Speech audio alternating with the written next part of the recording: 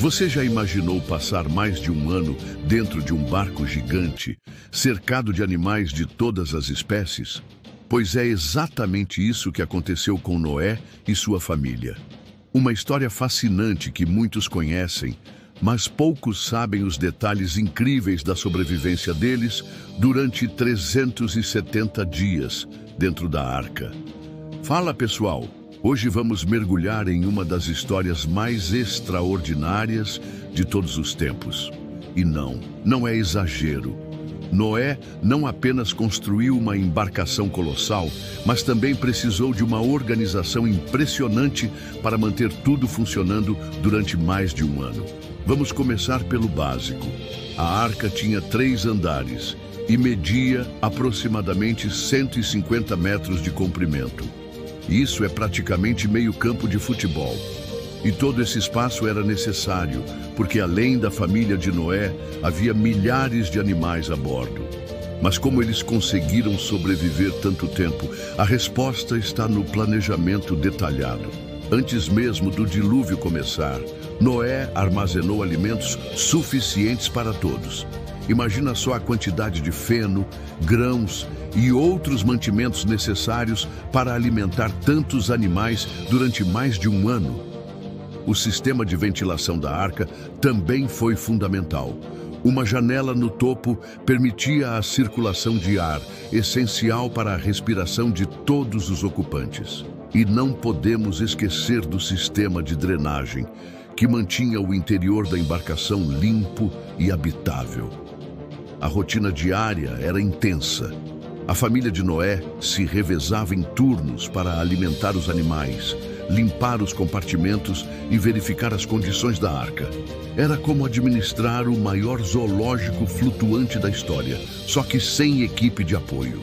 Um detalhe interessante é que os animais provavelmente entraram em um estado de dormência durante grande parte da viagem. Isso ajudou a reduzir o consumo de alimentos e facilitou o trabalho de cuidado com eles. Incrível como Deus pensou em todos os detalhes, não é mesmo? A água da chuva era coletada para consumo e o conhecimento de carpintaria de Noé garantiu que a arca permanecesse estanque durante toda a jornada. A embarcação foi construída com madeira de gofer, tratada com betume, o que a tornava extremamente resistente à água. Mas nem tudo eram desafios práticos. A família de Noé também precisou lidar com o aspecto emocional de ser os únicos sobreviventes da humanidade. Imagina a responsabilidade. Eles mantiveram sua fé e confiança em Deus, mesmo quando tudo o que podiam ver era água por todos os lados. Após 150 dias, as águas começaram a baixar, mas ainda levaria mais alguns meses até que pudessem deixar a arca. Quando finalmente pisaram em terra firme novamente, a paisagem era completamente diferente do mundo que conheciam.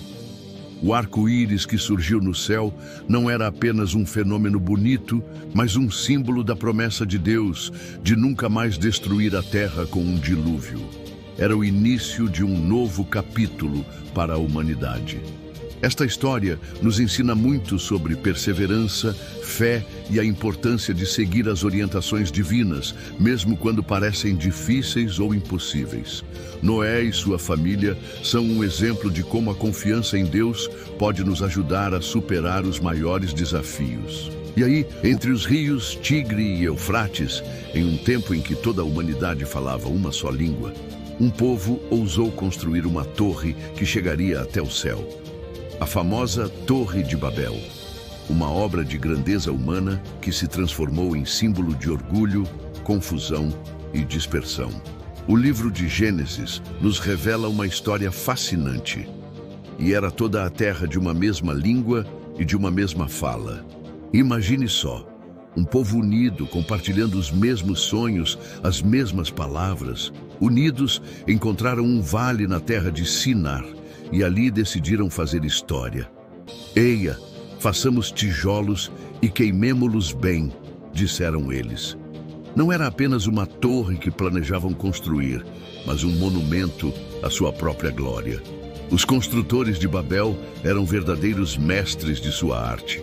Utilizando técnicas revolucionárias para sua época, queimavam tijolos até que ficassem duros como pedra.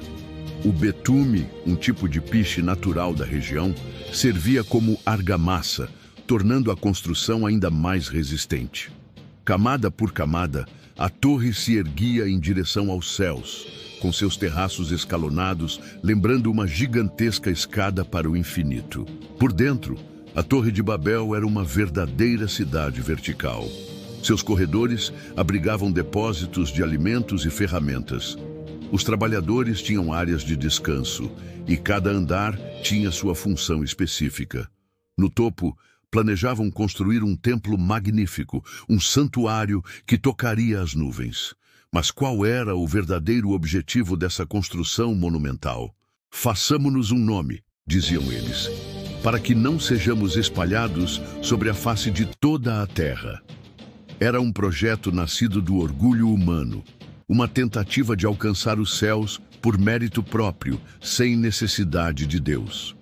O Senhor, vendo aquela obra de soberba, disse: Eis que o povo é um, e todos têm uma mesma língua. E então, em sua sabedoria, confundiu as línguas dos construtores. De repente, aquela unidade baseada no orgulho se transformou em caos. Pessoas que antes se entendiam perfeitamente agora falavam idiomas diferentes, incompreensíveis uns para os outros. A torre nunca foi concluída. O povo se espalhou pela terra, levando consigo diferentes línguas e culturas. Mas essa história nos traz uma lição atemporal.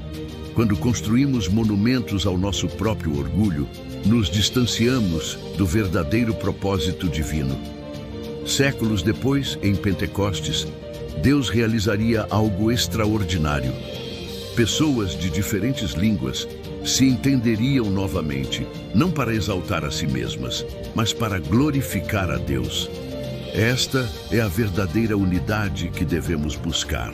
Hoje, enquanto contemplamos essa história milenar, precisamos nos perguntar: estamos construindo torres para nossa própria glória ou templos para a glória de Deus? Depois da confusão das línguas e da dispersão dos povos em Babel, a Bíblia nos apresenta uma família especial. De todos os povos que surgiram, Deus destaca uma linhagem, a descendência de Sem, filho de Noé. É dela que surgirá Abraão, o patriarca da fé. Sem é uma figura extraordinária na história bíblica. Aos 100 anos, ele gerou Arfaxade, 2 anos após o dilúvio, e viveu mais 500 anos depois disso. Impressionante, não é?